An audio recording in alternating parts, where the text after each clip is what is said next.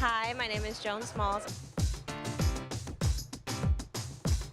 She was everywhere, on every runway that mattered, yet fashion never owned her. So why is the most powerful supermodel of her generation rarely called a legend? Before the runways, before Chanel, before being everywhere at once, there was a young woman from Puerto Rico who did not grow up dreaming of becoming a muse. Joan Smalls was never chasing fantasy. She was chasing stability, control, and independence. She studied psychology, she understood systems, how people think, how power moves quietly, not loudly. Modeling was not a fairy tale for her. It was a calculated opportunity, a door that could open many others if she learned how to walk through it without losing herself. When she entered the fashion world, it became clear very quickly that she did not fit the industry's favoring narrative. She was not fragile, she was not chaotic, she was not looking to be saved, shaped, or owned. That alone made her different. At a time when models were still expected to be silent, grateful, and replaceable, Joan arrived with something far more dangerous than beauty: awareness. She watched how girls were used up quickly, how visibility often came with a price, how being adored today meant being discarded tomorrow. So she made a quiet decision early on. If she was going to succeed, it would be on her terms. No scandals to sell, no persona to exaggerate, no single house to belong to. Just work, precision, and longevity. This mindset would later confuse the fashion industry because they knew how to elevate a muse. They knew how to destroy a rebel, but they did not know what to do with a woman who refused both roles. Joan Smalls was not here to be discovered. She was here to endure. The rise of Joan Smalls did not happen with noise. It happened with inevitability. Season after season, she kept appearing, not once, not twice, but everywhere that mattered. Chanel, Givenchy, Dior, Prada. Opening shows, closing shows, walking finales like she owned the room. At first, the industry treated her like an exception. Then, they realized she was becoming the standard. Designers trusted her because she delivered without drama. Casting directors relied on her because she never failed. Brands kept calling her back because she understood something many models didn't. Consistency is power. Joan did not burn bright and disappear. She accumulated influence quietly, the way institutions are built.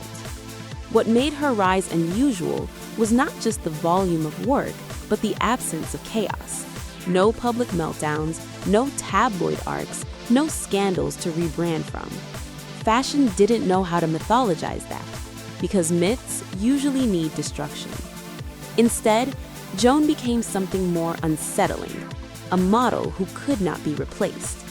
New faces arrived every season, trends shifted, aesthetics changed, but she stayed. And the more she stayed, the clearer it became. She was not being chosen because she fit a moment. She was being chosen because she worked in every moment.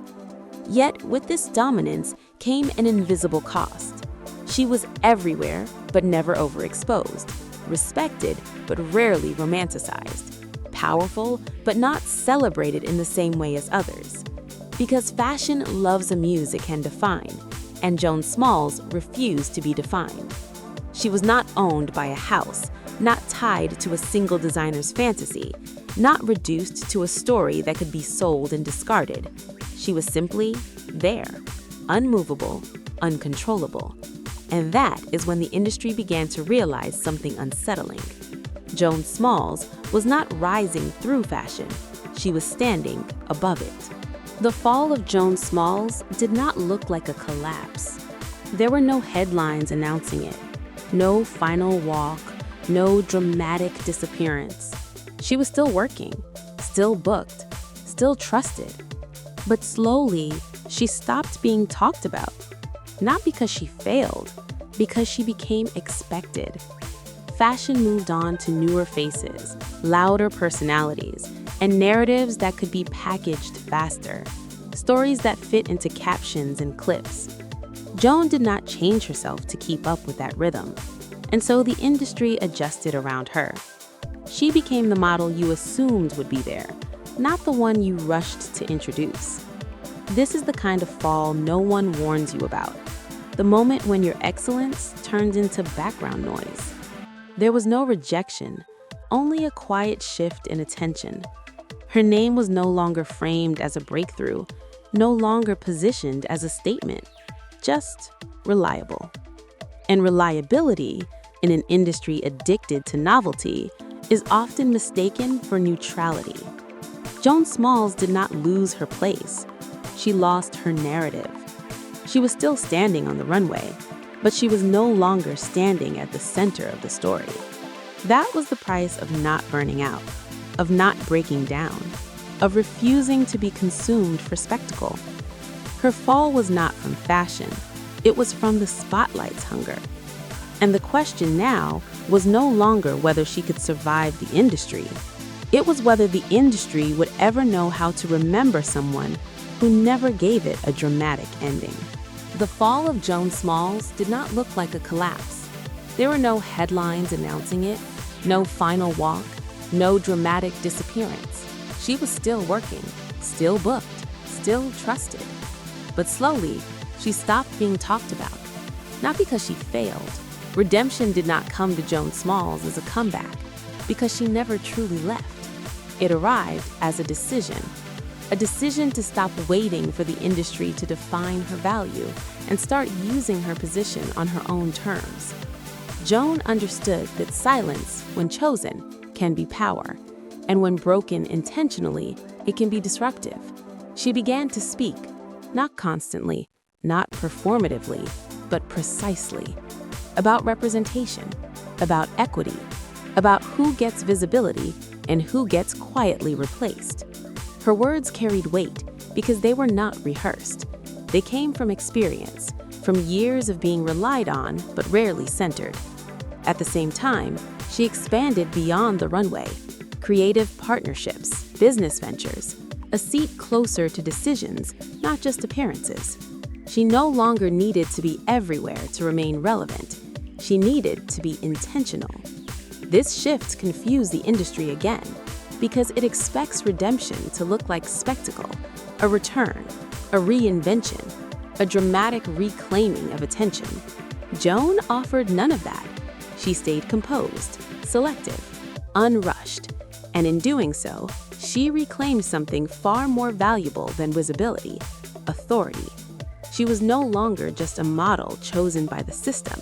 She became a woman who chose how the system would engage with her. Redemption, for Joan Smalls, was not about being seen again. It was about being heard when it mattered, and the industry had no choice but to listen. The legacy of Joan Smalls was never designed to be loud. She did not become a legend through spectacle. She did not leave behind a single defining image, a scandal, or a dramatic ending. Instead, she left something far more difficult to erase: a standard. Joan Smalls proved that a model could dominate an industry without being owned by it, that longevity could exist without self-destruction, that power did not need to announce itself to be real. She changed how casting directors measured reliability, how designers understood trust, how future generations saw what control could look like on a woman's terms. Long after trends fade, her blueprint remains. Be present, but not consumed. Be visible, but not overexposed. Be powerful, without begging to be remembered. That is why her name may not always lead the headlines, but her influence quietly shapes the runway every season. Because when fashion looks for stability, it still looks like her. When it needs authority, it still sounds like her. When it needs proof that a model can survive the system intact, it still points to Joan Smalls. She was never fashion's favorite story. She was fashion's backbone. And sometimes the people who hold everything up are not the ones history celebrates loudly. They are the ones history cannot function without.